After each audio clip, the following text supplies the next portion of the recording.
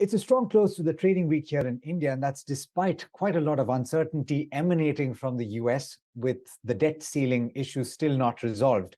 But here in India, you had the Nifty 50 come very close to that 18,500 mark. It ended with gains of about 0.9% in trade on Friday, and that was led primarily by heavyweight Reliance Industries, which ended with gains of about 2.6%.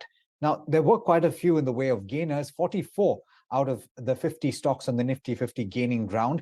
Among them, you had the likes of Hindalco, HCL Tech, Divi's Laboratories, and HUL, which all gained close to 2%, or in fact above 2%.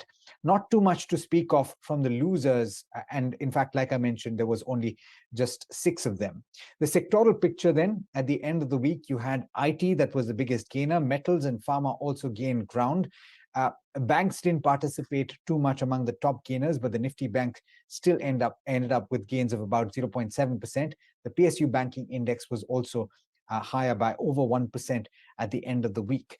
For the week as a whole, though, you had the Nifty 50 that gained about 1.5%, but it was the broader markets that saw quite a lot of the action for a week as a whole. The mid-cap index, in fact, gained about 2.7% for the week. Among the sectors that outperformed, metals were clearly the bright spot, gaining about 5.65%. The underlying has been spoken about in the recent past, but you also had earnings that came up over the course of the week. Pharma and IT posted gains of about 3.6% each, and the FMCG pack also gained quite strongly. It was up about 3%.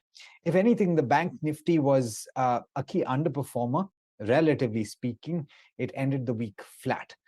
Now, a few stocks that you want to pay attention to at the end of the week. Sun Pharma was in focus on the back of its earnings. It gained the most in 7 months.